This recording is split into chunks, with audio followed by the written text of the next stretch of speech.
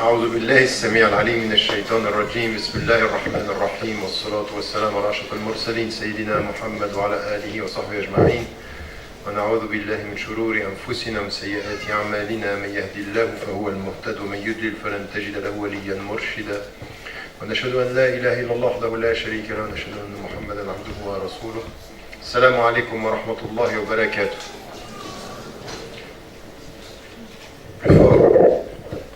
Vous entendez pas bien au fond? C'est bon. Vous entendez mieux? Ah, carrément, ça va être une... Bien. Alors d'abord, je vous prie d'excuser ce retard. Il est essentiellement dû c'est ma responsabilité, puis ensuite le trafic pour nous amener ici. Et en même temps, je suis impressionné par le nombre de personnes qui sont dans cette salle. Je venais dans la banlieue parisienne rencontrer un petit groupe de frères et de sœurs. Et là, je suis impressionné par le nombre. Et le sujet qui a été choisi par les organisateurs sur la question de la citoyenneté, sur notre relation et nos références en tant que musulmanes et en tant que musulmans et la citoyenneté, c'est un sujet qu'on a beaucoup répété. C'est un sujet que j'aborde depuis 25 ans.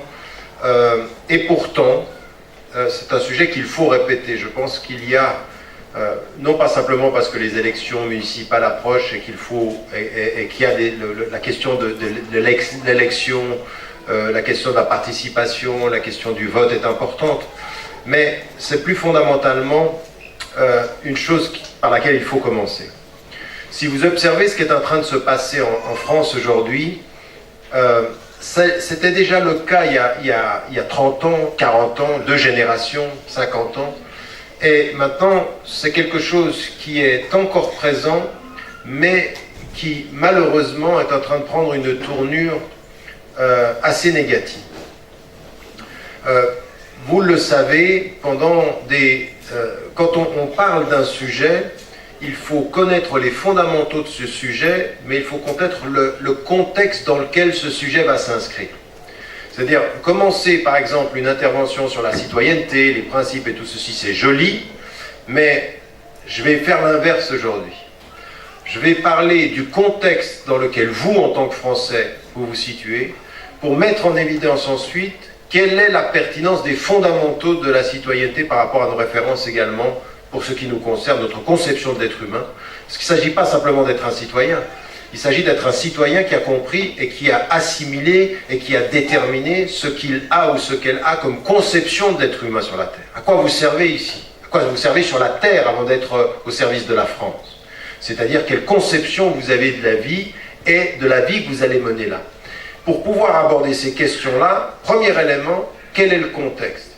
Eh bien, le contexte, aujourd'hui, c'est l'apparition en Occident, en Europe pas plus particulièrement, dans tout l'Occident, en Europe de façon plus particulière, et en France, c'est une évidence, d'une nouvelle catégorie de femmes et d'hommes qui sont aujourd'hui français, vous m'entendez toujours? Qui sont aujourd'hui français de nationalité, et qui pourtant sont en train de découvrir une nouvelle catégorie. Vous êtes des Français et on n'a jamais cessé de vous appeler Français d'origine immigrée, après 1, 2, 3, 4 générations. Et en fait, intellectuellement et psychologiquement, on a l'apparition d'une catégorie qui n'est pas dans les lettres de la loi, qui n'est pas dans l'officialisation de la structure de l'État et de la nation, qui est celle du statut de citoyen étranger. C'est-à-dire vous êtes citoyen de passeport, étranger d'identification. Dès que vous êtes musulman, mais pas seulement, parce que vous n'êtes pas les seuls aujourd'hui comme catégorie de la population française à vivre des discriminations.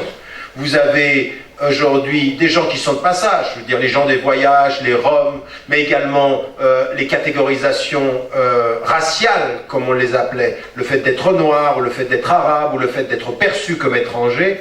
Eh bien, le fait que vous ayez le passeport ne suffit pas à garantir le fait qu'on vous inclut dans ce qu'on appelle la nation française. Sauf si vous faites du football ou si vous chantez. et selon la nature des repas que vous présentez. Donc, on a des acceptations d'un certain nombre d'éléments quand ils sont perçus comme nous apportons quelque chose à la nation, faire gagner la France quand on est dans une équipe de football ou quand on est dans une équipe de quelque sport que ce soit, ou entretenir le divertissement pour les Français, ça va. Mais quand il s'agit de la citoyenneté en tant que telle, les droits et les devoirs et les droits, eh bien là on a une nouvelle catégorie. Et ce discours-là, c'est un discours que tenait quel parti pendant pratiquement 2 générations, exclusivement pendant longtemps ou prioritairement pendant longtemps, le Front National, les partis populistes, qui mettaient en évidence, vous savez, cette idée, l'équipe de France c'est bien, mais il n'y a pas beaucoup de blancs. Ça veut dire, il n'y a pas vraiment de Français de souche, des nous, quoi, c'est nous. Eux, ils sont quand même là par erreur, même si on gagne. Cette idée que quand on gagne avec des gens qui sont un peu arabes et un peu noirs, c'est pas tout à fait nous, même si on l'oublie. Cette idée-là, elle était le parti, le Front National, les populistes tenaient ce discours-là. Et peu à peu, sans qu'on rentre sur ces considérations aussi extrêmes que ça s'est normalisé. Le fait dans l'ambiance comme ceci en France, c'est qu'il y a des citoyens français qui ne sont pas tout à fait nous, et on développe une atmosphère qui est une atmosphère qui va s'appuyer sur 3 choses. 1, le manque de confiance dans le concitoyen. C'est-à-dire, il est notre citoyen, mais on ne sait pas si on peut lui faire confiance. À un degré extrême, vous le connaissez, ça me concerne, c'est l'idée du double langage. Tu dis quelque chose, mais c'est pas net. Tu dois sans doute penser autre chose que ce que tu dis. Deuxième élément, c'est la peur. C'est-à-dire, manque de confiance, la peur. C'est qui sont-ils, que veulent-ils? Et vous pensez que plus vous êtes présent, plus vous avez normalisé, mieux ça va aller. Quand on ne vous fait pas confiance, plus vous êtes présent, plus vous travaillez, plus on se dit, mais ils sont malins. Ah, là, maintenant, ils comprennent. En plus, ils parlent français comme nous, ça c'est encore pire. Ce qu'on perd avec les parents, quand ils sont venus, ça allait. Mais quand ils parlent français comme nous, et qu'on ne leur fait pas confiance, c'est la preuve qu'ils sont encore plus malins que ce qu'on a pensé. Donc, premier élément, c'est le manque de confiance. 2, la peur. Et le troisième élément qui apparaît, c'est cette idée que par rapport à ces populations-là, nous sommes en danger, donc il faut serrer les rangs.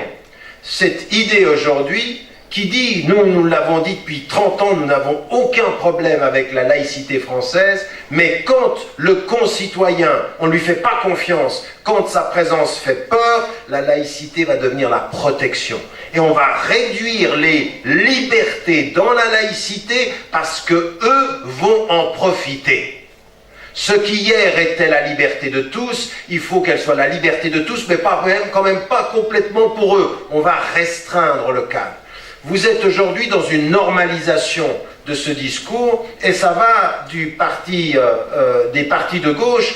C'est la classe politique aujourd'hui française qui manifeste pratiquement consensuellement et majoritairement la rupture qui s'est consommée entre la classe politique et le peuple de France. C'est ça la réalité. Et donc on entretient les peurs. Le populisme, c'est stigmatiser, la binarité, c'est créer l'autre pour savoir qui on est. Et donc les gens qui sont perçus comme étrangers, l'islam aujourd'hui, tout ce discours-là va stigmatiser et va entretenir un climat de méfiance, un climat de peur et un climat de sécurité. Il faut entrer dans la sécurité. Il faut se sécuriser parce que nous sommes en danger. Quand vous êtes aujourd'hui dans le discours, et vous le voyez, il n'y a pas un jour où on parle de l'islam comme étant un problème, de ces musulmans qui ne s'intègrent pas, et tout devient objet de polémique. Tout devient objet de polémique. On va prendre une anecdote d'une cantine où il y avait de la viande halal, d'une crèche où on avait l'expression du port du foulard dans un espace qui était pourtant privé, non pas dans l'expression d'être un agent de l'État. Tout ça, on va le multiplier dans la polémique parce que vous vous en rendez pas compte, mais plus une polémique est entretenue, plus on entretient de la méfiance, plus on entretient de la peur, plus on entretient l'altérité. Il faut resserrer les rangs. Il faut aujourd'hui que la loi soit appliquée, même dans les espaces publics. Alors, vous apercevez de courants qui sont tout à fait intéressants. Vous apercevez que certains vont vers plus de liberté et cherchent à avoir plus de droits. Souvenez-vous, il y a 12 ans, quand on parlait du Pax pour les homosexuels, et là maintenant on est au mariage, donc ça s'ouvre, mais à proportion inverse, quand il s'agit des musulmans, ça se ferme.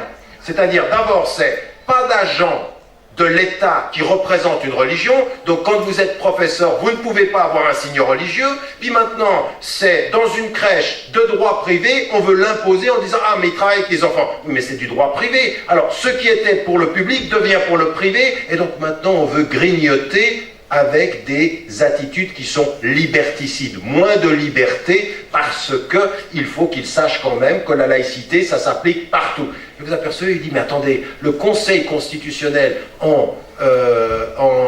dans les années 90, puis le Conseil constitutionnel, dans tout ce qui a suivi le débat, vous a donné tort. Mais même s'ils ont eu tort constitutionnellement, en 2004, on a voté une nouvelle loi qui restreint les libertés, et aujourd'hui, il y en a qui nous annoncent une nouvelle loi qui va restreindre les libertés. Donc on est, par rapport à ceux dont on se méfie, dans une attitude de sécurité ou de sécurisation légale, et par rapport à d'autres questions, on s'ouvre.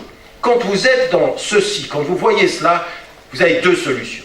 Soit vous restez assis comme ça, et vous vous dites, ça va être difficile. Et vous restez assis. Et vous jouez aux victimes. Et vous acceptez ce qu'on est en train de vouloir vous faire comprendre. C'est-à-dire que vous, avec ce que vous représentez de valeurs, de religion et de mémoire, vous n'êtes pas le bienvenu dans ceci, à la seule condition, vous serez les bienvenus à la seule condition que vous oubliez un peu de votre passé, que vous relativisiez vos principes et que vous rentriez dans le rang de l'invisibilité. On ne veut pas vous voir. On ne veut pas voir de mosquée, on ne veut pas voir de foulard, on ne veut pas voir de barbe, et si on pouvait ne pas voir votre couleur, ce serait pas mal non plus. Là, ça ne va pas le faire. Et il y a certains musulmans, certains qui rentrent dans ce jeu-là et disent « faisons-nous disparaître ». Acceptons ce jeu-là, comme si, à l'époque où on luttait contre le racisme anti-noir, il suffisait d'être moins noir pour être plus blanc. Ça, cette idée-là est une idée de la compromission et de la défaite. De la défaite. Et donc, là, il faut comprendre ce qui est en jeu. Comprendre ce qui est en train de se passer en France, parce que la France, par rapport à ce débat-là, n'a pas un problème uniquement avec l'islam et les musulmans. La France a un problème avec elle-même. La France a un problème de crise d'identité et de crise de qui sommes-nous. Dans l'Europe, qui sommes-nous? Dans le monde, le passé qui fut lumineux et le présent qui semble si porté par les crises, crise économique, crise sociale. Et quand vous regardez ce qui nous est présenté par les partis majoritaires, aucun ne semble apporter de solution à la crise sociale, au chômage, à la crise économique. Aucun ne nous donne on a l'impression que c'est du pareil au même. Je ne sais pas si vous voyez de différence au niveau de la gestion du ministère de l'Intérieur, mais on a l'impression que c'est la même chose. Les charters, c'est la même chose. La politique sécuritaire, c'est la même chose. Je veux dire, on a changé de nom, on n'a pas changé de politique. On a changé de prénom, on n'a pas changé de politique. Et tout ça dans une atmosphère qui est aujourd'hui lourde. Et quand j'entends des femmes et des hommes qui viennent en disant en France c'est lourd, systématiquement, quand on est musulmane ou musulman, quand on est noir, quand on a un faciès d'arabe, quand on est des roms, quand on est des gens du voyage, c'est lourd, c'est difficile. Encore plus fort. Mais là je ne vais pas y arriver, je vais tenir une demi-heure. Vous m'entendez pas? Non, c'est un Web TV, ça... Ah, il y a Web TV en plus. Où ils sont les gens de Web TV? Ah, ils sont à la maison. On parle à des gens qui sont restés à la maison. Coupé.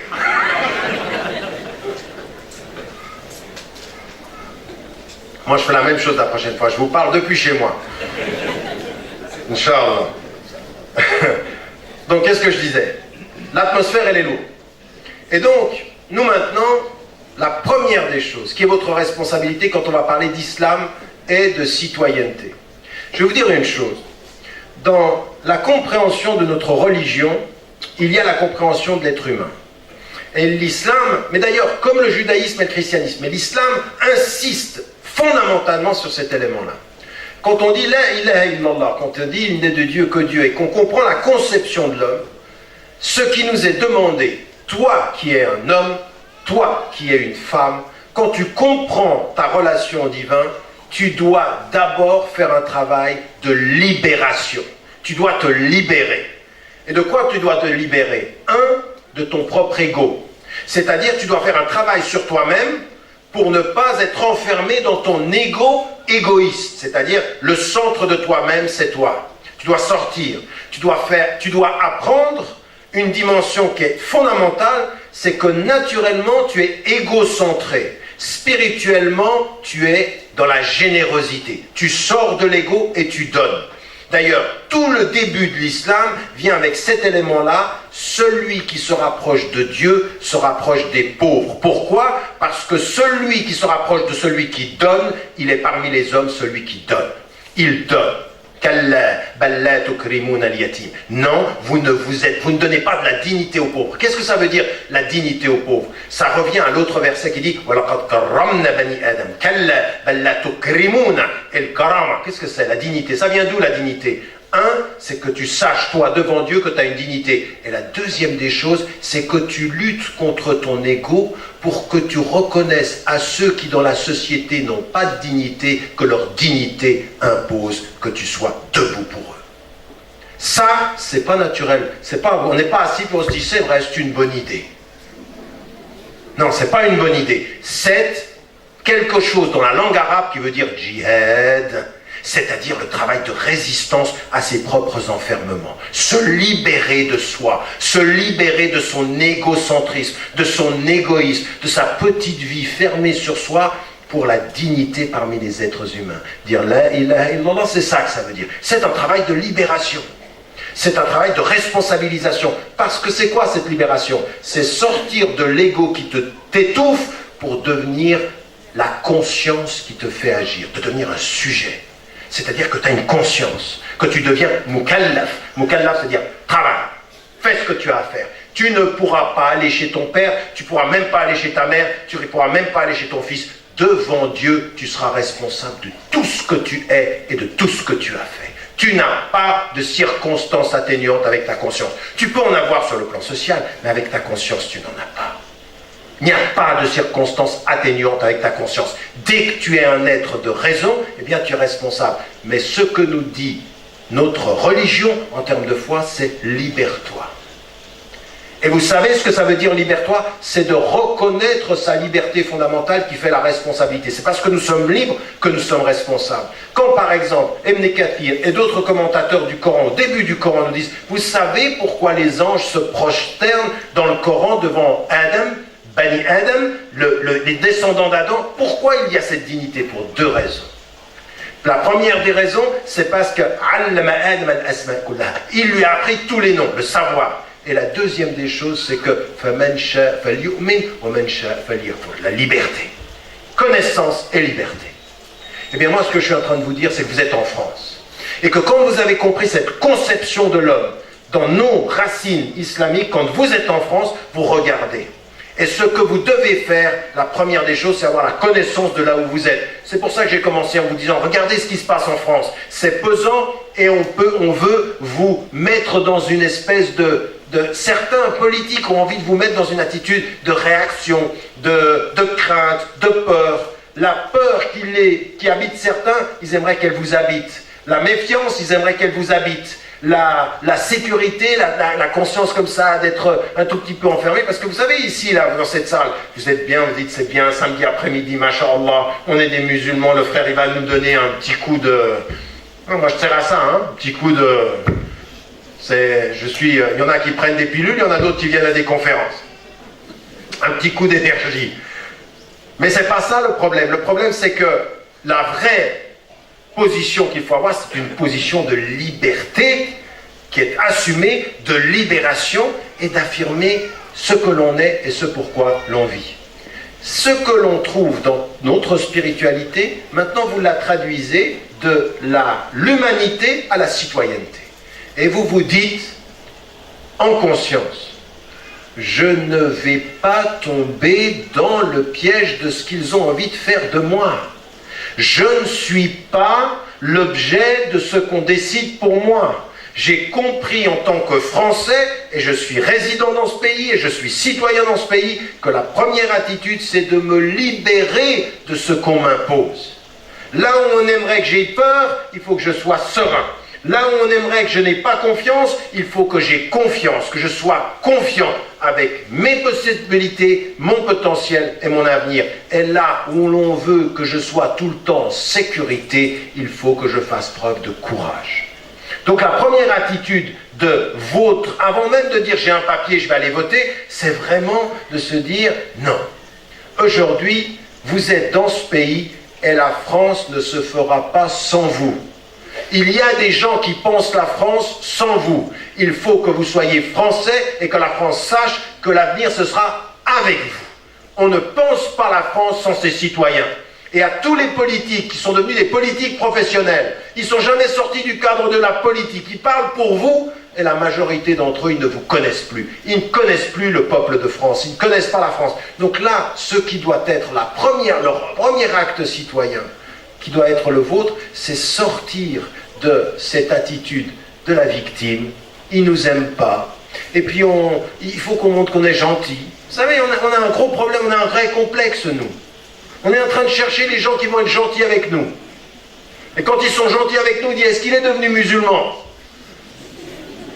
Mais vous voyez ce que ça montre, psychologiquement, il y a un problème. Dès qu'il y a quelqu'un qui est juste, ah, celui-là, un petit couscous, et on va lui faire la darwa. Mais la darwa, c'est pas ça. La darwa, c'est pas de chercher les gentils.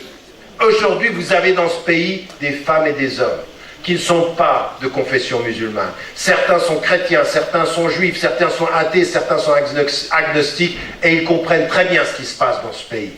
Et ils sont les alliés de votre combat, non pas parce qu'ils vous aiment, mais parce qu'ils aiment la justice. Parce qu'ils sont droits. Il y a des gens qui sont droits. Il y a des musulmans tordus. Et il y a des personnes d'autres confessions qui sont droits. Mais ça, on le sait. Ne pensez pas qu'à l'intérieur de la communauté, c'est que du divin et à l'extérieur que du diabolique. Non. Même quand on entre dans une mosquée et que je dois mettre mon épaule contre la sienne, c'est pour éviter que le diable soit entre les deux. Même dans la mosquée. Alors qu'est-ce qu'il en est dans cette salle? Bien sûr qu'on a, nous, énormément à faire notre propre critique. Et on doit regarder les autres en se disant, ce qui fera mon lien avec toi, ça n'est pas ton appartenance religieuse, c'est le fondement de ton rapport à des principes fondamentaux non négociables. Dignité, justice et égalité. C'est ça dont on parle aujourd'hui. Et nous, on ajoute, et on n'a aucun problème avec ça, la fraternité. Parce que la fraternité, pour nous, elle est essentielle au niveau humain. Et Ruh al-Insaniya fait partie des fondamentaux de l'islam. Et ça, c'est pas nouveau. Le Ruh al-Insaniya, au XIVe siècle, XVe siècle, vous avez des savants comme Nawawi, quand il parle de La yu'minu ahadukum hatta yuhibba li akhi ma yuhibbuhu li nafsi, et dans un autre hadith, li jalihi, c'est-à-dire il n'a pas complété sa foi, celui qui ne veut pas pour son frère ou pour son voisin ce qu'il veut pour lui-même. Quand il parle du frère, il dit le frère en humanité, pas le frère en islam, en humanité. Au Ruh al-Insaniya, ça existe. Donc quand la France dit liberté, égalité, fraternité, nous on dit d'accord. Mais on ne va rien lâcher. On ne va rien lâcher. Liberté, c'est liberté. Égalité, ça va être égalité. Ce n'est pas la couleur de ma peau qui va faire la différence devant la loi. C'est le statut. On parle d'égalité, alors on va y aller. On va parler d'égalité. Mais nous, on va se libérer du complexe des exclus pour devenir avec la confiance des citoyens. C'est-à-dire le complexe de ceux qui doivent prouver qu'ils sont gentils. Non, j'ai rien à te prouver. Tu vas rien attendre de moi, mais je vais te montrer qu'avant d'être un problème, je suis une partie de la solution. Et ça, il faut montrer. Et la première des choses qu'il faut faire, c'est libérer vos têtes. Le premier problème des Français de confession musulmane, c'est pas la France, c'est pas les autres, c'est vous. Le premier problème, c'est là. C'est là, c'est dans votre tête et dans votre cœur. Parce que le cœur n'a pas confiance et que la tête n'a pas suffisamment réfléchi aux enjeux et aux perspectives. Vous êtes vos principaux problèmes.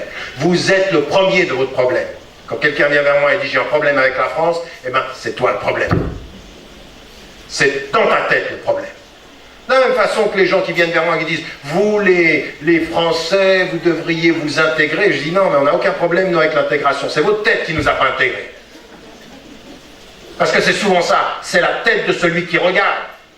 Le problème qu'on a parfois avec les textes du Coran, c'est pas le texte du Coran le problème, c'est celui qui le lit. C'est ça le problème, on a des problèmes avec les lecteurs, pas avec le texte. Avec les hadiths du prophète as-salam qui sont la deuxième source, on n'a aucun problème. C'est ceux qui les lisent et qui les lisent mal, qui les réduisent, qui les tordent. Non, avec ceux-là, on a des problèmes. Le problème, il est dans les intelligences. Donc une fois qu'on a dit ceci, que vous vous libérez, comprenez bien ce que je suis en train de dire parce que c'est essentiel. Je sais, et je l'ai vu, et je l'entends, et je le sens, et je le vis moi-même quotidiennement quand je viens en France, que l'atmosphère est pesante. Mais le premier acte citoyen que vous avez à faire, vous, c'est de vous libérer de ce que les gens pensent, de ce que les gens disent, et de l'atmosphère politique, en se disant, maintenant on commence comment? Eh bien, c'est là où on commence, le premier acte citoyen, la libération des consciences. La libération des consciences, et je dis trois choses de ce point de vue-là, la confiance, la connaissance de là où on est, et l'engagement. Et quand on a compris ceci, en tant que femme et en tant qu'homme, il faut travailler en cercle concentrique. Alors, vous êtes dans un pays où aujourd'hui, on vous a dit, il faut que vous respectiez la loi. Et vous savez, si vous avez lu l'ouvrage que j'avais écrit il y a quelque temps, qui s'appelle Mon intime conviction, je disais les 3 L. Pour faire partie d'un pays, il y a 3 L qui sont importants. 1, il faut respecter la loi du pays. Nous, on n'a aucun problème avec ça, on la respecte. Et d'ailleurs, c'est même pas nous qui le disions. Tous les politiques, tous les gouvernements d'Europe, d'Occident disent, on n'a aucun problème avec l'immense majorité des musulmanes et des musulmans, ils respectent la loi. 1, le respect de la loi, premier L. 2, la langue. Il faut parler la langue du pays. Alors, on le comprend et on n'a aucun problème à respecter la première génération qui est venue d'Afrique du Nord, qui est venue d'Asie, qui est venue de Turquie et qui ne parle pas forcément le français comme les Français. Ça, c'est normal. Même ce qu'il faut relever, c'est que beaucoup ont fait l'effort de maintenir leur langue arabe et de continuer à essayer de parler en français. Et ça, on salue cet effort-là. Mais les enfants qui sont nés ici, qui ont grandi ici, vous avez l'obligation intellectuelle et citoyenne de parler le français comme les Français, car vous êtes Français. Et que celui qui vous dit que ça, c'est pas tout à fait islamique, il faut lui dire, j'ai un problème avec ta compréhension de l'islam. Parce que la compréhension de l'islam, c'est que la langue arabe n'est pas la langue des musulmans. C'est la langue du Coran, mais les langues des musulmans, c'est toutes les langues du monde. Parce que c'est toutes les langues que Dieu a créées. Wa min ayatihi. Non. J'ai une fatwa personnelle, c'est qu'il ne faut pas applaudir. Donc, wa min ayatihi khalqus samawati wal ard wa ikhtilafu alsinatikum wa alwanikum, c'est-à-dire parmi ces signes, la création des cieux et de la terre et la diversité de vos langues et de vos couleurs. Donc il faut parler le français, il faut bien le parler. Et quand certains viennent vers moi et me disent « Mon frère, tu nous représentes bien. Vas-y. » Quand je viens vous parler à vous, il faut que je sois l'énergie qui vous fait réveil. Et quand je vais à la télévision, il faut que je sois le... Il y en a qui me confondent avec un boxeur. La question, quelle est-elle? La question, c'est que partout où vous êtes, ici, dans cette région-là, vous devez, partout où vous venez en France, vous devez faire un effort de l'acquisition de la langue française. Et ça s'apprend. Moi, encore aujourd'hui, je lis des ouvrages et j'apprends des mots. On est tout le temps des étudiants, en arabe, en anglais, en français. Tous les jours de ma vie, j'apprends des nouveaux mots. Ça ne s'arrête jamais. C'est de l'apprentissage. Et quand vous apprenez que dans votre cœur, vous dites Bismillahir Rahmanir Rahim, c'est un acte d'adoration. Tout mot nouveau de la langue française que vous avez appris avec l'intention d'être meilleur, c'est un acte d'adoration. Car la connaissance, elle n'est pas simplement dans ce que vous connaissez des versets du Coran, elle est dans ce que vous connaissez du monde et de ses langues. Donc il faut de ce point de vue-là avoir ce deuxième L, la langue. Le troisième L, c'est la loyauté. C'est que vous êtes français et que vous voulez pour la France le meilleur. Il n'y a absolument aucun problème. Quand vous voyez la France, l'équipe de France jouer, de soutenir l'équipe de France. Bon, maintenant, si elle joue contre l'Algérie, il n'y a aucun problème pour être pour l'Algérie. Je ne sais pas comment vous faites, mais enfin, non, je plaisante. C'est de l'humour. Donc, en l'occurrence, aucun problème que le cœur parte dans un sens, c'est aucun problème ceci. Mais la loyauté pour le pays, vouloir le bien pour ce pays, ça veut dire vouloir le bien pour vos enfants. Bien sûr que vous voulez le bien pour ce pays, mais à une condition. C'est pas le bien sans principe. C'est de dire à mon pays, mais c'est la même chose pour un Marocain au Maroc, ou un Algérien en Algérie, ou un Turc en Turquie. Je suis avec mon pays quand il fait le bien, mais si mon gouvernement ne prend pas de bonnes décisions, j'ai l'obligation, en tant que citoyen, de dire je suis pas d'accord. Donc c'est la loyauté critique. Non, il y a certains qui n'ont pas compris ça. Tout ce que feront, je veux dire, il y en a certains qui disent, attendez, moi j'ai entendu des chouillours avec lesquels j'étais pas d'accord. Ils disaient par exemple aux militaires américains, pour montrer que vous êtes bien américain, il faut aller dans la guerre en Afghanistan et montrer que vous êtes vraiment pro-américain. Il dit, oh, non. Pour montrer que vous êtes vraiment français, il faut soutenir l'intervention au Mali. C'est comme ça que vous allez... Non. Si je suis vraiment français, et si je suis américain, je suis avec mon gouvernement quand il a raison. Mais je suis le vrai français quand je dis au gouvernement français, vos politiques de colonisation ou vos politiques de discrimination n'ont rien à voir avec les valeurs de ce pays. C'est là où je suis vraiment français. C'est pas en étant le béni oui-oui de la République. Chaque fois qu'on dit je dis oui, je suis français. Mais t'es pas français, t'es lâche. T'es un français lâche, quoi. Ça existe aussi. Mais il y a des Marocains lâches, il y a des Égyptiens lâches. Pas mal. Bon, bref. Excuse-moi, si je peux me permettre de te tutoyer, excuse-moi auprès de ta fatwa, mais je t'applaudis quand même. Non mais bon, continuons. Donc ce que je veux dire, c'est cette loyauté-là, il faut l'avoir dans son pays. La loyauté critique. Et quand on est, par exemple, on va nous envoyer... Moi je suis désolé, le nombre de chrétiens, le nombre de juifs, le nombre d'athées, jusqu'au célèbre Muhammad Ali, Cassius Clay, qui a dit, quand on est allé tuer des Vietnamiens en disant c'est pas ma guerre, elle est injuste, ça c'est la dignité des États-Unis. C'est pas ceux qui sont allés tuer en disant moi je suis américain, je vais vous montrer. Ça c'est des lâches, ça c'est des gens qui n'ont pas de conscience. Donc vous devez avoir les 3 L. 1, le respect de la loi. 2, la langue du pays. Raison pour laquelle il n'y a aucun problème dans nos mosquées, le sermon du vendredi, dans la langue française. Le mieux, c'est dans les 2 langues. La première partie en arabe, parce que c'est le lien avec le Coran. La deuxième partie en français, parce que c'est le lien avec la société. Là, on a les 2 choses. Et c'est très bien, parce que pour quelqu'un qui a une conscience musulmane, il se dit, le Coran qui me rapproche du livre de Dieu, la langue française qui me rapproche des créatures de Dieu, de là où je vis, dans cette société française. Vous voyez ces 2 éléments-là. C'est comme ça qu'on structure une conscience. Ça, c'est très citoyen. Il y a de la citoyenneté dans la façon dont on pense le sermon du vendredi.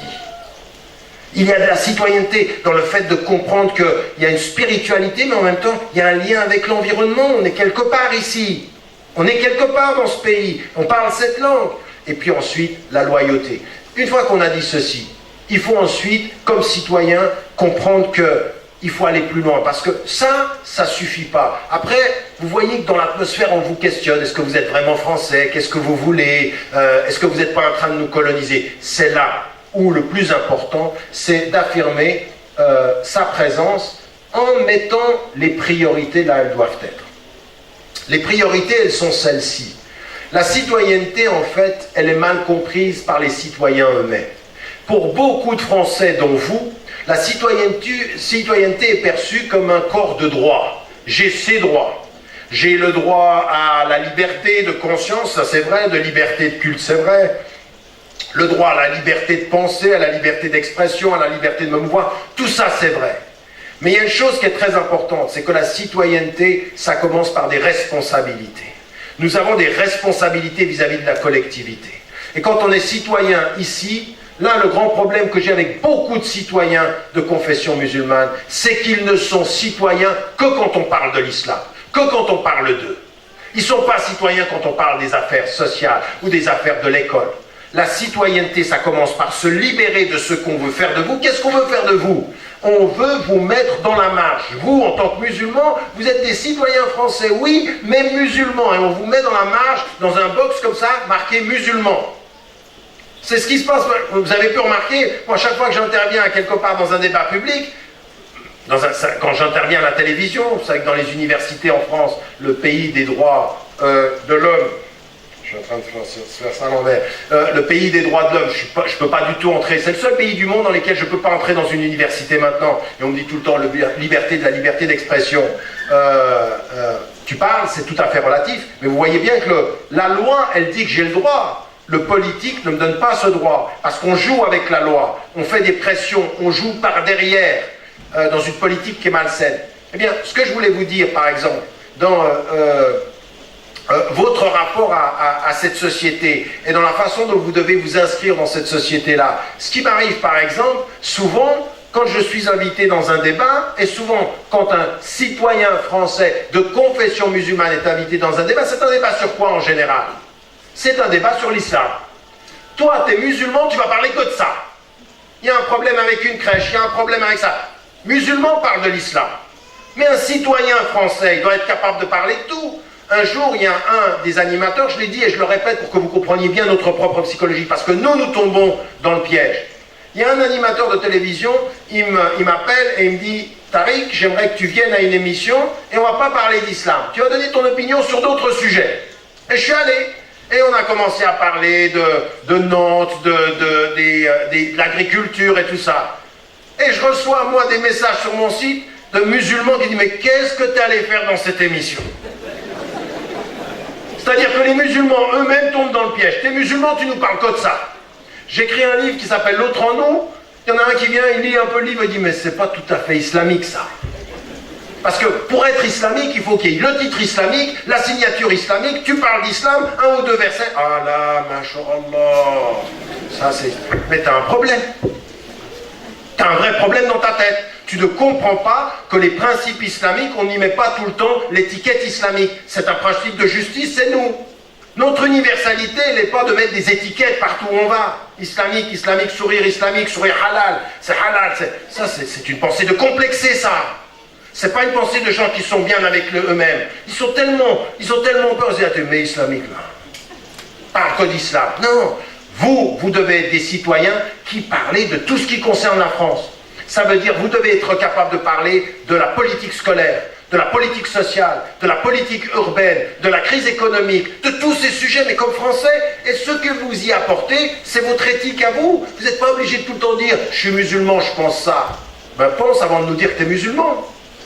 Pense, montre-nous ta pensée, montre-nous en toi que tu contribues. Mais de dire que, alors on tombe dans le piège, eux ils veulent vous mettre dans la marge, et vous parlez depuis la marge. Nous on est musulmans, on est là. Et la marge, on est gentil. On n'est pas violent. Mais t'es dans la marge. T'es dans la marge. Tu t'es auto-isolé. Et tu as accepté les règles du jeu d'une majorité qui te met dans la marge et qui te dit, allez, parle-nous de là. Donc ce qu'il faut dans la citoyenneté, c'est se libérer de cette compréhension, de se libérer de cette atmosphère, et ensuite venir en disant, voilà, nous on est des citoyens français. Et les citoyens français, il faut qu'on lise sur notre société et qu'on comprenne ce qui se passe. Les différents partis politiques, les différentes questions sociales, qu'est-ce qui se passe là où je suis? Et donc, un devoir de connaissance de la société. Et il y a une chose qui est importante. Il y a une chose qui est importante, c'est que si vous le pouvez, mais lisez un peu de littérature, lisez un peu d'histoire de la France, connaissez ce pays. Moi, je m'aperçois à des moments donnés, là, par exemple, j'étais à une émission, elle passe demain soir, on était à une émission entière. Il y en a un qui dit, mais la morale laïque, ça veut rien dire, c'est un oxymore. Il dit, non, je suis désolé, ça vient de Jean-Paul Sartre. Il me regarde, oui, mais oui. Eh oui, il faut connaître vos classiques, mon ami. Qu'à partir d'un certain moment, vous devez connaître dans votre domaine. Moi, mon domaine, c'est ça. Mon domaine, ça a été, à un moment donné, dans les sciences islamiques, j'ai fait ce travail-là, et puis dans le domaine de la littérature, de la philosophie, vous connaissez vos classiques, dans ce domaine, il faut travailler. Chacun d'entre vous, vous avez, dans votre domaine, il faut connaître un peu de l'histoire de la société, il faut connaître un peu de la psychologie, savoir comment les gens pensent ici. Ça, c'est un... Vous voulez être citoyen, vous ne connaissez pas les gens qui sont avec vous?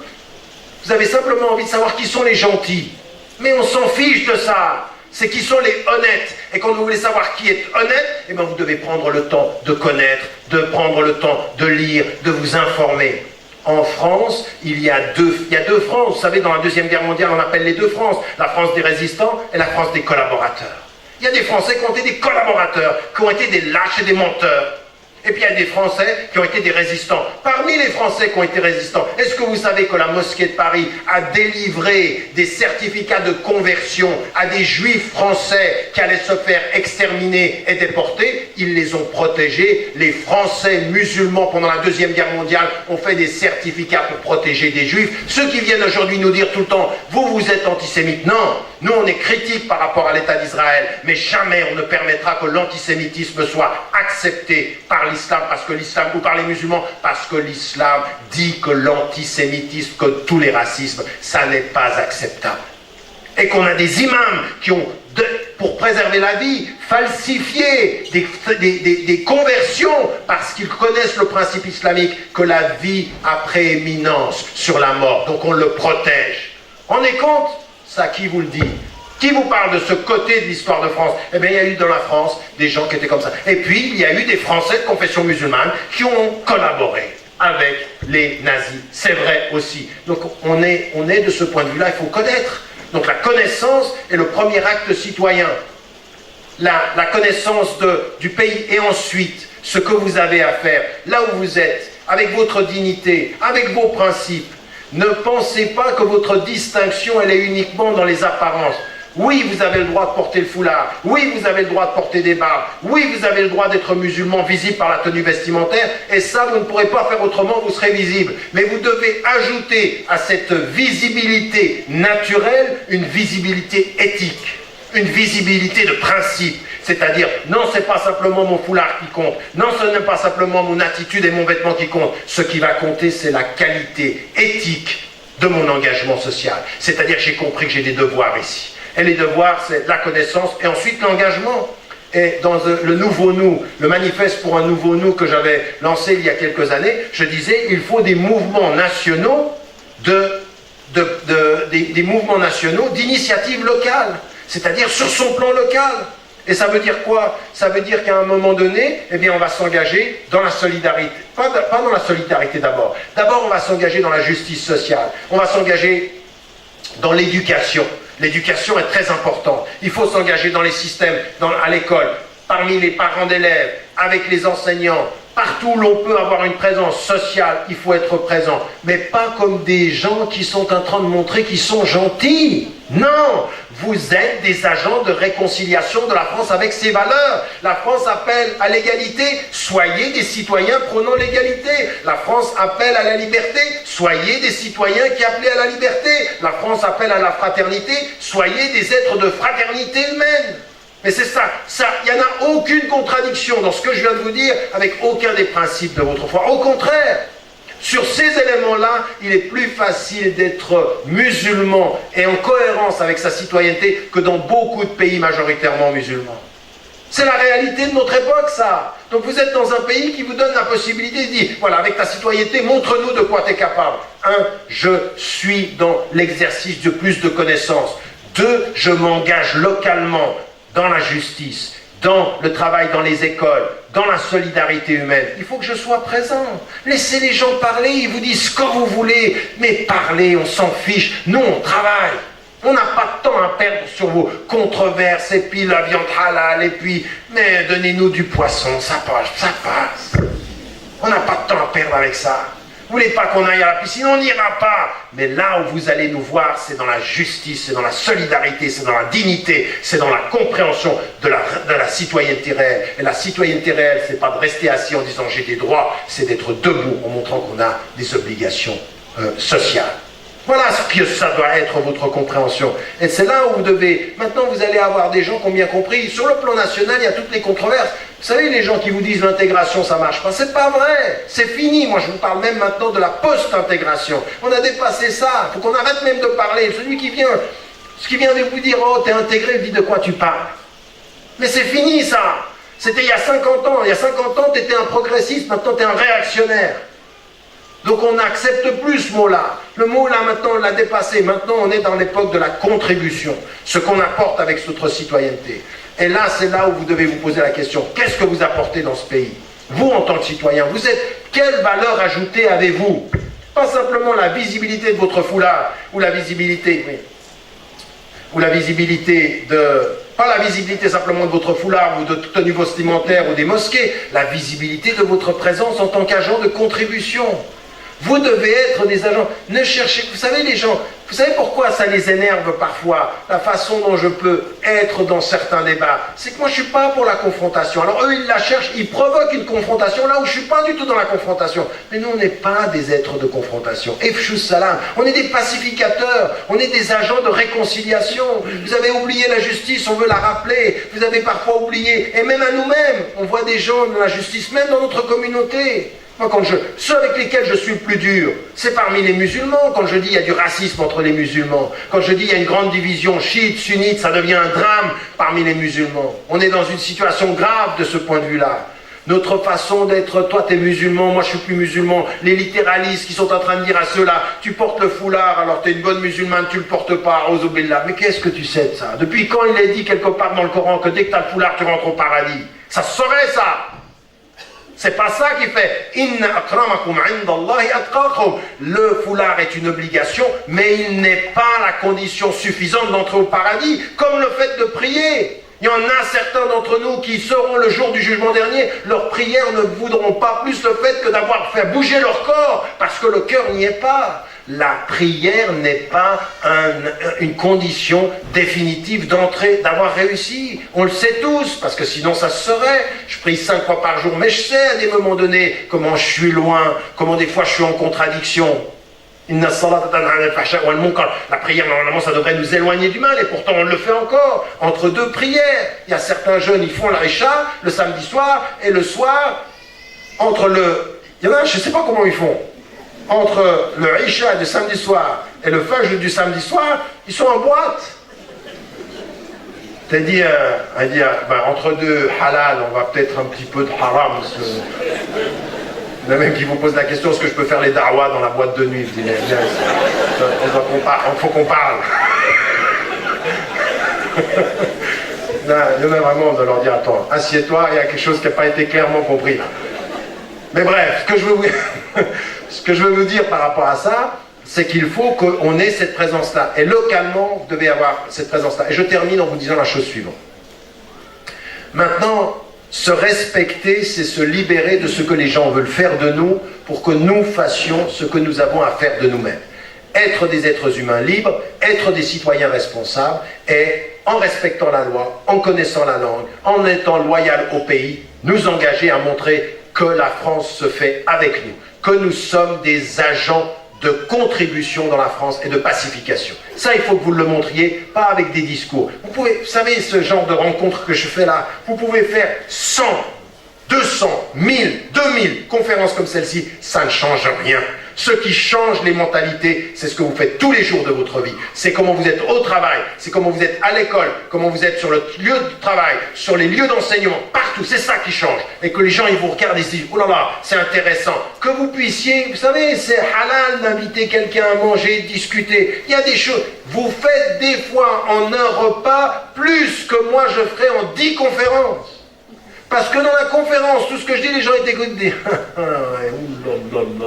ça c'est pas net. Mais quand vous êtes avec un repas, ça passe beaucoup mieux.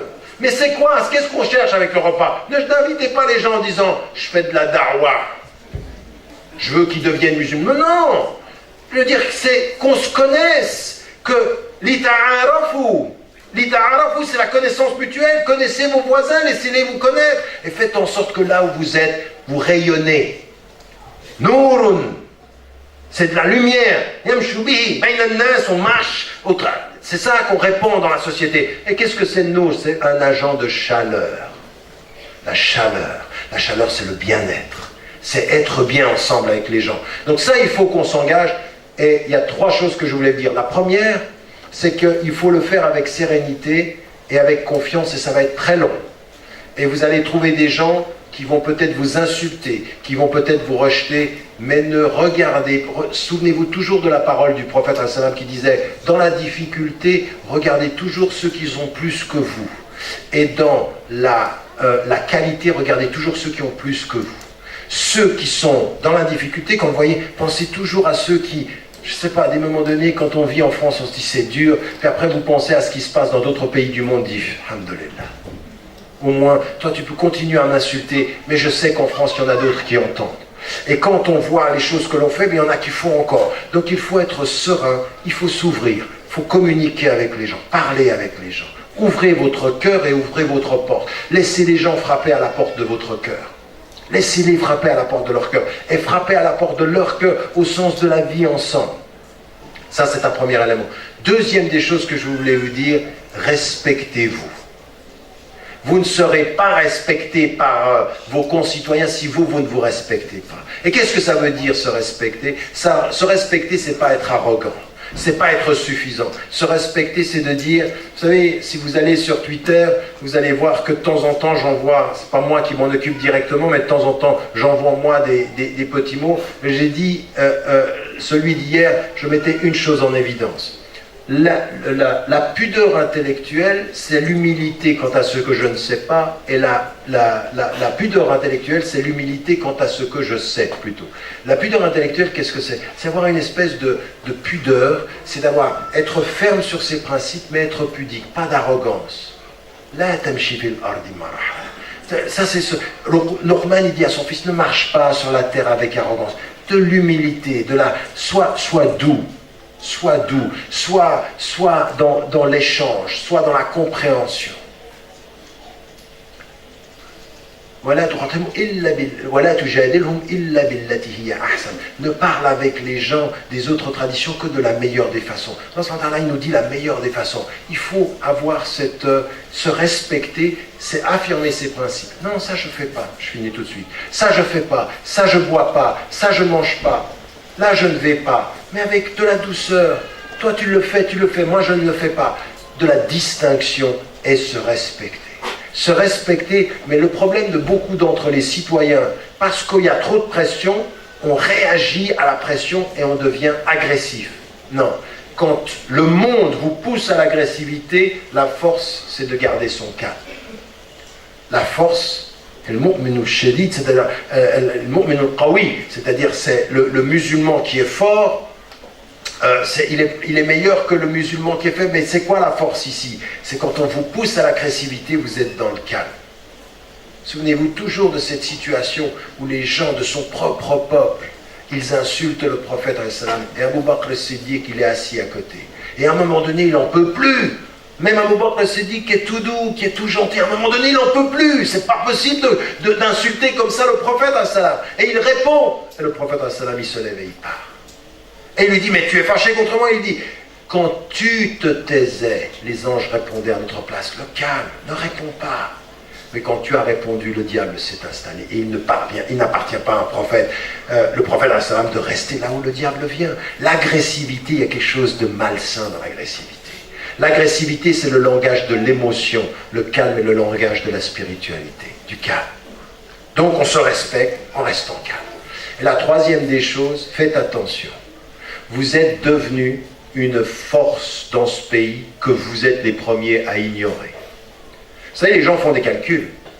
J'aimerais vous dire une chose en termes politiques. Au plus haut niveau de l'État français, on vient avec des chiffres. Et on le sait parce que ça vient avec des chiffres. Et on vient nous dire du plus haut de l'État français qu'on le sait mais qu'on ne l'utilisera pas. Mais alors pourquoi vous nous le dites si vous le savez et que vous n'allez pas l'utiliser? Pourquoi vous nous le dites? Qu'est-ce que vous voulez nous envoyer comme message? La différence des voix, grosso modo, entre Hollande et Nicolas Sarkozy lors des dernières élections présidentielles est de 1,6 million. Le balancement des voix des citoyens français de confession musulmane ou apparentés comme tels est de l'ordre de 1,9 million en faveur de Hollande. Ça veut dire qu'un ministre de la République murmure en disant « on sait que vous avez fait renverser la balance et que vous êtes capable de le faire ». Et nous, ce qu'on leur répond, on n'est pas du tout pour le vote communautaire. On a dit, jamais vous ne m'entendrez dire, vous musulmans, comme ça Nicolas Sarkozy l'a dit. Vous vous souvenez, juste avant les élections, il dit à Hollande, Tariq Ramadan a appelé pour vous. Alors moi, je l'ai bien entendu, je l'ai appelé à voter pour Sarkozy. Bref, c'était une plaisanterie. Qu'est-ce que tu fais, là? Je rigole. C'est halal. Bon, bref. Parfois, il faut plaisanter quand c'est aussi gros que ça. Mais bref, ce que je veux dire, c'est, en termes d'engagement politique, nous n'avons pas de vote communautaire. Les musulmans ne disent pas aux musulmans, votez pour ça si vous êtes musulman. Le citoyen français de confession musulmane, la seule chose qu'il doit entendre de la part de quelqu'un qui est son concitoyen, qui est musulman, c'est vote. Fais ton choix. Et une conscience, mais va voter, participe. Et ça, c'est halal, et ça, il faut le faire, contrairement à ce que disent certains groupes musulmans qui vous disent ne votez pas. Nous, la position, et je l'ai dit ceci en 93 dans le livre Être musulman européen, avec, et puis ensuite dans les musulmans d'Occident, l'avenir de l'islam, avec les adillah, c'est-à-dire les évidences tirées du Coran et de la tradition du prophète. Pourquoi aujourd'hui, alayhi salam, il est légitime de voter? Ben, il faut voter. On ne dit pas allez voter. Mais j'aimerais vous dire une chose. C'est qu'à un moment donné, vous avez un pouvoir dans le vote local. Et c'est pour ça qu'il faut faire attention. Vous êtes achetable à la mesure de votre pouvoir.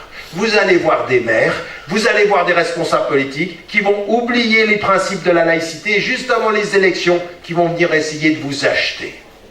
Eh bien, faites comprendre, en tant que citoyen, que vous n'êtes pas à vendre et que vous n'êtes pas à acheter, que vous vous respectez et qu'il ne s'agit pas de donner des voix à un politique s'il vous donne la mosquée.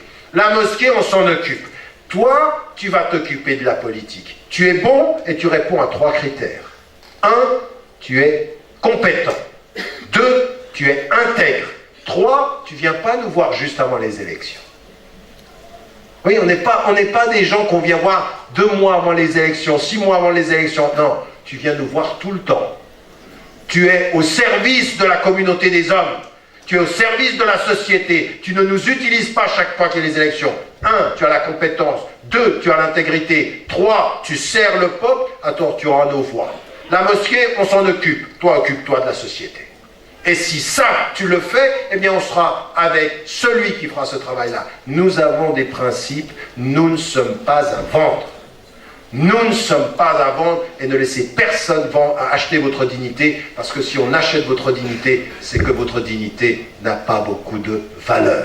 Wallahu a'lam wa a'la wa ahkam. Wassalamu alaikum.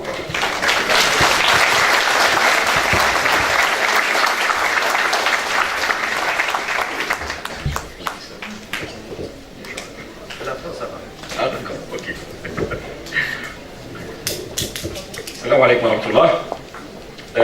Merci beaucoup à notre professeur pour cette intervention. Il ne nous reste pas beaucoup de temps, j'ai pas mal de questions. Je vois que il y a pas mal de questions sur lesquelles déjà le professeur a répondu. Alors, devant ce temps très court qui nous reste, je demande au professeur de répondre, mais voilà. Alors, la première question, en tant que musulman, mais citoyen français, où est notre place réelle, où est notre réelle place? On sait que notre religion n'est pas la bienvenue en France. Comment tenir tête à leur façon de penser? Alors justement, je pense que j'ai un peu essayé de répondre à cette question pendant toute la conférence, mais j'aimerais rajouter une chose. L'islam n'est pas... Vous savez, les sondages qu'il y a eu, vous avez vu le sondage dans Le Monde, le sondage dans l'Express, 85 ou 75 plutôt, 75% des Français ont une opinion négative vis-à-vis de l'islam, et on entretient ça. Mais moi je vais vous dire une chose, c'est que ces sondages-là, ils ne sont pas justes. En fait, ce sont des sondages orientés par les questions qui sont posées. Parce qu'on fait des musulmans une catégorie à part, on pose la question et on entretient cette idée-là. En fait, localement, c'est pas vrai. Localement, les Français n'ont pas à 75% une image négative de l'islam. C'est pas vrai. Ça, on l'entretient. Ça, c'est une stratégie pour entretenir cette tension-là. Et donc, ce que vous devez faire par rapport à ça, c'est ne pas vous occuper de ces sondages-là, travailler sur le plan local. C'est là que les choses se jouent. C'est dans les municipales que ça joue. Les présidentielles, c'est de la mise en scène pour vous. La vie quotidienne, c'est les municipales. C'est votre maire, c'est votre autorité locale. C'est là que les choses se jouent par rapport à vos structures sociales, par rapport à l'éducation, par rapport aux écoles. C'est là où il faut être.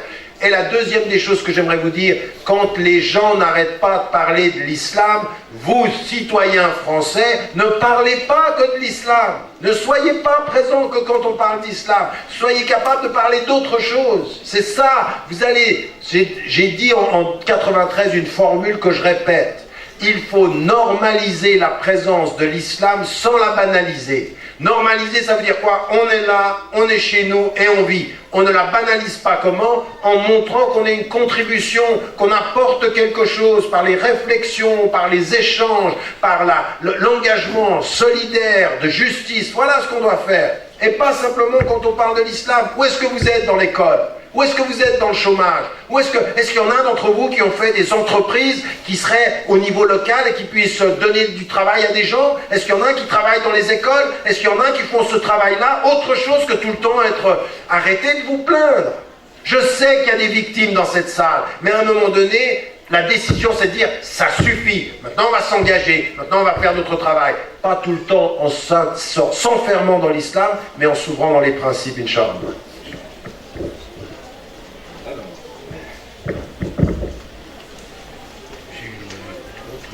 Mais elle va dans le même sens. Comment réagir face à toute cette islamophobie, face à tout ce que fait le gouvernement contre les musulmans de France? Écoutez, j'ai un article que je viens de terminer ce matin, il sera Inch'Allah sur le site lundi ou mardi. Si vous ne suivez pas le site, vous pouvez le suivre sur tarikramadan.com, où je parle de cette question-là, et où je dis la chose suivante. L'islamophobie existe. Ça n'est absolument pas un mot qui a été inventé par l'Iran ou qui a été inventé par les islamistes. Ça a été formulé par des instances européennes qui étaient des observatoires du racisme en disant l'islamophobie, le racisme anti-musulman, ça existe. Et on a des discriminations et tout ceci. Malheureusement, dans l'état actuel, les institutions publiques de l'État à des organisations publiques jusqu'aux médias sont malheureusement les propagateurs les plus actifs des conceptions islamophobes. Ça vient des institutions et de l'État, ça ne vient pas simplement de groupes qui sont marginaux. Malheureusement, on a ce discours-là. On a ce discours-là même dans le débat, même dans je ne sais pas moi, je me dis mais... Un ministre des Affaires étrangères est la porte-parole du gouvernement alors qu'on est dans un débat sur l'avenir de l'Union européenne, il ne se présente pas parce que j'y suis, il dit mais vous êtes en train d'envoyer quel message? Quel message? Qu'est-ce que vous êtes en train de dire de la France? Vous dites que la France a un problème. Alors après dire je suis un islamiste au double langage, non, ça c'est de la manipulation, c'est un jeu politique. Donc à partir d'un certain moment, par rapport à ça, vous pouvez et vous devez reconnaître qu'il y a ceci dans ce pays, et chaque fois que vous êtes victime d'une atteinte à vos droits, vous ne laissez pas faire. Non pas simplement en tant que musulman, l'avenir de la France se mesurera à la capacité que tous ceux qui sont victimes de discrimination disent non, je ne laisserai pas faire. Non, 3 fois non. Je veux dire, quand j'ai été engagé par la mairie de Rotterdam, j'ai été engagé par l'université de Rotterdam et ils m'ont à un moment donné en 3 jours licencié.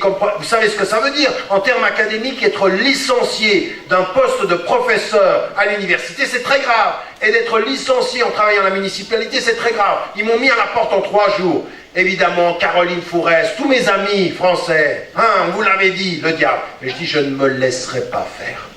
Je ne me laisserai pas faire. Et quand je suis allé dans la conférence, juste après ceci, j'ai dit, Geert Wilders, le populiste d'extrême droite reste, moi je m'en vais, je vous souhaite bonne chance. Mais je ne pars pas, je vais vous attaquer en justice. Eh bien, le résultat, gagner contre la municipalité, alhamdoulilah, gagner contre l'université, alhamdoulilah. Ça veut dire quoi? C'est-à-dire on ne se laisse pas faire. On a une dignité, donc on se bat. Mais on n'est pas obsédé par ça. On se bat quand il y a du droit, et à côté de ceci, on travaille là où il y a la vie. Donc on a deux attitudes. On ne se laisse pas faire par rapport aux discriminations, et on comprend notre responsabilité quant à la contribution. Résister pour la dignité et s'engager pour la dignité également. Voilà ce qu'on doit être musulman et comme citoyen. En fait, tous les citoyens devraient comprendre ça. Tu me discrimines, tu vas me trouver. Mais pendant que tu me trouves, moi je vais travailler à faire en sorte que cette société soit meilleure. Je ne vais pas m'arrêter à ce que tu veux faire, mais je vais continuer à travailler dans ce que je veux réaliser, Inch'Allah. Est-ce qu'aujourd'hui il faut être organisé en communauté, communautarisme entre parenthèses, pour se faire entendre? Notre revendication alors que la loi nous dit éloignez-vous du communautarisme. Moi je pense qu'il faut être communautariste pour confirmer notre appartenance. Oui, j'ai déjà entendu ça. Je l'ai même entendu on m'avait dit que récemment un rappeur comme Kerry James, qui lui fait partie d'un groupe musulman très spécifique, des Ahbash, qui est une secte en l'occurrence, dans notre firqa, dans notre tradition majoritairement musulmane, il avait dit ça, il a dit moi je suis communautariste. Et deux choses qu'il faut dire. Dire je suis communautariste dans la réflexion telle que ça se passe en France, c'est dire ma communauté, elle est prioritaire par rapport à la société en général et la société de l'appartenance. Et nous d'un point de vue musulman, ceci on ne le dit pas, non pas parce qu'on veut faire plaisir, mais parce que fondamentalement, quand on est français, nous appartenons à nos principes. Moi je suis désolé, quand je vois un frère qui est musulman comme moi, ou une sœur qui est musulmane comme moi, si elle agit bien, je suis avec elle. Mais si elle agit mal, j'ai ordre par le prophète de dire « Insur aha, zaliman aw madluma » aide ton frère, qu'il soit juste ou injuste. Ça a percuté dans l'esprit de ceux qui ont entendu ça. Ils ont dit, mais pour l'aider quand il est juste, je peux. Mais qu'est-ce que je fais quand il est injuste? Eh bien, tu l'arrêtes. Tu lui fais cesser son injustice. Ça, c'est ta façon. Ça veut dire quoi? Ça veut dire qu'on n'est pas dans une communauté d'appartenance religieuse et on est ensemble contre le reste de la société. Non, on appartient à nos principes. Et vous allez voir, je veux dire, attendez, quand j'ai été attaqué par le journal Lyon Mag, j'ai eu un moufti en France qui est allé au procès mentir, et j'ai eu un athée d'origine égyptienne, juif au départ, venu dire la vérité au procès. Il y en a un qui était de mon côté et il était athée, et j'avais un soi-disant moufti qui est venu mentir. Je vais dire quoi? Mon frère, je suis avec toi quand même? Je vais dire, viens ici, menteur. T'es un menteur, t'es ni un moufti ni rien du tout, t'es un menteur. Quant à l'autre, je vais lui saluer sa dignité. Eh bien nous on est comme ça, on n'a pas une communauté d'appartenance, on appartient à des principes. Et partout où on voit la justice et le bien, on est avec les gens. Et partout où on voit le mal, même s'il a la même religion que moi, eh bien il me trouve, parce qu'on a ceci dans le Coran. وإن طائفتان من المؤمنين اقتتلوا فأصلحوا بينهما فإن بغت إحداهما على الأخرى فقاتلوا التي تبغي. Attendez, ça peut pas être plus clair que ça. Quand il y en a une qui transgresse, des deux communautés de croyants, eh bien on résiste à ceux qui transgressent. Aux injustes, on résiste, même avec ceux de notre religion. Donc nous on n'a pas ma communauté juste ou faux. Non, c'est ma communauté dans le principe, l'humanité dans les principes, et contre n'importe qui, même de ma communauté, si je fais face à l'injustice. Donc à ceux qui pensent comme ceci, c'est exactement ce que... Vous savez, réfléchissez. Je m'excuse, j'aimerais juste insister là-dessus. Réfléchissez. Quand on vous dit, par exemple, on aimerait que vous soyez tous dans la même école laïque. Et moi, c'est ma position. Moi, je suis un enfant de l'école laïque. Et ce que j'ai fait après l'école laïque, j'ai fait une thèse en philosophie occidentale, puis ensuite je suis parti faire une thèse à partir des sciences islamiques avec les ijazat chez les chouyours, 7 ijazat dans les différentes disciplines. Pourquoi? Pour avoir les deux. D'accord? Pour dire, voilà, je connais cette société-là et je connais mes références. Ça, c'était un long travail, mais il a fallu le faire pour pouvoir pour marcher sur les deux jambes. Bien, à un moment donné, on dit, on veut vivre avec les gens. Et vous avez tout à coup en France une loi qui dit, les jeunes filles qui portent le foulard, vous ne viendrez pas dans l'école commune. Alors vous avez deux choix, soit vous l'enlevez, soit vous allez faire vos écoles. Je dis, mais attendez, moi je ne comprends pas bien. Si vous avez envie qu'on soit tous ensemble, pourquoi faire des lois qui excluent certains? Pourquoi pousser les gens? Parce que moi j'ai entendu des politiques dire, mais si vous n'êtes pas content, faites vos écoles. Quand je vais en Angleterre et je regarde les écoles où il n'y a que des musulmans, je dis, c'est pas une école sur les principes islamiques, c'est une école pour les musulmans, loin de la société. Ça isole les gens. Eh bien, aujourd'hui, vous avez Averroès qui a fait une école qui est devenue le meilleur lycée de France, en l'occurrence, dans ses performances. Il faut se poser la question de l'avenir. Qu'est-ce que veulent les politiques? Ils veulent qu'on vive ensemble ou ils veulent nous marginaliser? Ils veulent mettre des lois qui nous poussent dehors ou est-ce qu'ils laissent les lois ouvertes pour qu'on soit avec? Eh bien, à tous ceux qui veulent nous pousser dehors, on a compris. Ils veulent nous faire tomber, certains d'entre eux, dans ce piège de ma communauté. Moi et les musulmans. Et bien alors on dit non, c'est pas comme ça. C'est moi avec mes principes, quelle que soit la société dans laquelle je vis, je défends les principes. Ma communauté spirituelle, bien sûr. Le vendredi, on est ensemble. Pendant le ramadan, on est ensemble, bien sûr. Bien sûr qu'il y a une communion. Il y a une communion dans la foi, évidemment, et c'est très fort. Pendant les salats de tarawih, pendant le mois du ramadan, on vit ça. On vit, c'est quelque chose de très fort. Et personne ne pourra toucher à ça. Parce que ça, c'est l'esprit. Ruh, el-umma. El-umma, pas comme ma communauté contre la France, mais ruh de la communion spirituelle. Nous sommes en communion spirituelle, comme les chrétiens peuvent l'être. Quand le pape arrive à quelque part et que vous avez des millions de gens qui... Ben, c'est une communion spirituelle. Et il n'y a rien, aucun problème. Ça n'a pas remis en cause l'appartenance nationale. Eh bien, nous, on ne la remet pas en cause. Notre communion spirituelle n'est pas en opposition à l'appartenance nationale. C'est deux choses qui se complètent et c'est deux choses qui peuvent coexister, Inch'Allah. Ouais. Malheureusement, on ne va pas pouvoir satisfaire tout le monde, mais j'ai vu que le professeur a répondu sur la plupart des questions que j'avais devant moi. Juste... il y a une sœur qui a fait une petite remarque, je pense que c'est une sœur. الأخ جانبك قال منذ قليل صلاة الظهر من وقتها إلى وقت العصر وهذا غلط. C'est fort de dire هذا غلط, c'est vraiment fort. وهذا غلط. أريد أن أذكره أن الله سبحانه وتعالى قال إن الصلاة كانت على المؤمنين كتابا موقوتا. Moi je demande à ce frère ou à cette sœur d'aller réviser dans la jurisprudence les créneaux des prières. Yani, waqt al-dhuhr de quelle heure à quelle heure, waqt al-asr de quelle heure à quelle heure, ça ne nécessite pas une réponse pour ça. Juste, il y a quelqu'un qui vous a posé une question. Songez-vous à vous engager en politique? Alors là, la personne qui a posé cette question et qui n'a pas compris que tout ce que je viens de dire est éminemment politique. Je ne suis pas un politique et je ne suis pas un politicien.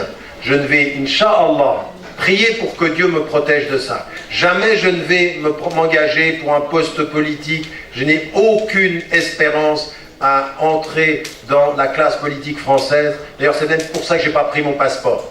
Parce qu'à un moment donné, il y a 25 ans, certains disent « Ouh, celui-là, il a des ambitions ». Et j'ai dit, je préfère être suisse et ne pas avoir d'ambition, pays dans lequel je ne vis pas aujourd'hui. J'ai aucune ambition de ce point de vue-là. Mais tout ce que je viens de vous dire aujourd'hui, en matière de gestion de sa dignité, en matière de compréhension de ses devoirs citoyens, en matière de ses responsabilités, est éminemment politique. Ne confondez pas la politique avec ce que vous voyez maintenant à la télévision, la politique politicienne. Ça, c'est de la politique dévoyée. C'est la politique qui ne sait pas user du pouvoir pour servir, mais qui se sert du pouvoir pour le pouvoir. Moi, c'est pas de ça dont je parle. Tout ce que je viens de vous dire est éminemment politique. Et vous êtes tous des agents politiques. Et le premier qui vous dit, moi je fais pas de politique, il ne sait pas qu'il fait de la politique. Il y a une fois un groupe de salafis qui sont venus vers moi, et qui m'ont dit, ah, tu appelles les gens à l'intikhabat, c'est pas dans le Coran.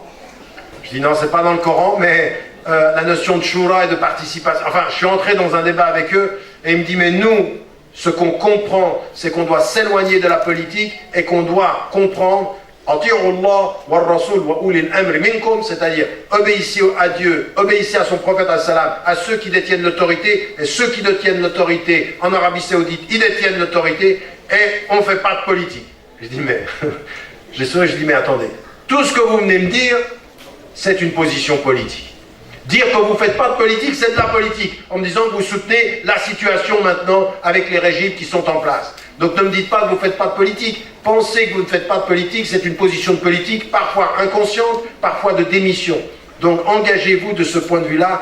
J'aimerais dire une chose qui est importante par rapport à ce qu'a dit le frère et par rapport à nos jugements sur des éléments de notre compréhension de l'islam. J'aimerais vous dire une chose et j'aimerais terminer là-dessus. Comprenez dans ce débat aujourd'hui qu'il faut tous que vous vous engagiez là où vous êtes à la mesure de vos compétences. Et quand ça concerne la question des normes, il faut qu'on fasse attention à ce que nous ne devenions pas entre nous des frères et des sœurs qui se jugent par les normes et parfois par une connaissance tout à fait relative des normes. Tout à fait relative. En islam, ce verset qui vient d'être cité sur la prière est établie pour les musulmans selon des horaires déterminés, c'est effectivement des horaires déterminés, mais il y a un début, il y a une fin, avec une préférence sur 2 prières seulement. Une préférence sur 3, mais il y en a 2 essentiellement. Salat al-Fajr, il nous a dit que le prophète sallam, quand les femmes et les hommes allaient à la prière, il faisait encore sombre et les gens allaient au début de la prière. Ça a donné une préférence, sauf dans certaines écoles qui attendent le dernier moment pour pouvoir la faire. Donc dans la période de temps, il y a des préférences. Là où on est tous d'accord sur Salat al-Maghrib, il faut essayer de la faire dans les 15 premières minutes parce qu'on entre dans la prière. Mais ça ne veut pas dire que c'est une obligation, c'est une préférence. La prière du Maghrib, elle va jusqu'au Isha. D'accord? Et il faut éviter les 20 minutes juste avant le Maghrib pour Salat al-Asr. Pourquoi? Parce que c'est Waqt al-Karahiyya, c'est-à-dire le moment où c'est pas apprécié. Il faut éviter ça. Mais tout le reste, c'est une attitude. Pourquoi je vous dis ça? Parce qu'il y a certains qui veulent faire de la règle de la prière ferme, ils oublient la souplesse de l'islam. Et ils font comme ça, cet état d'esprit il est partout. C'est-à-dire, il y a une souplesse en islam, il y a une latitude, il y a le rojas, il y a les situations de nécessité, mais même dans notre vie, l'islam est une religion. Yassiru wa la tu'assiru. Parlez de ça, facilitez les choses aux gens. Ne venez pas avec des jugements comme ceci en disant, je suis tout à fait d'accord avec le frère, en disant, là c'est quand même dur à des moments de dire, il y a des choses qu'il faut... Non, c'est pas faux. C'est une autre opinion que la vôtre, et parfois l'autre opinion que la vôtre est bonne pour réviser la vôtre. Si vous voyez ce que je veux dire. Que Dieu nous aide, Inch'Allah. Assalamu alaikum.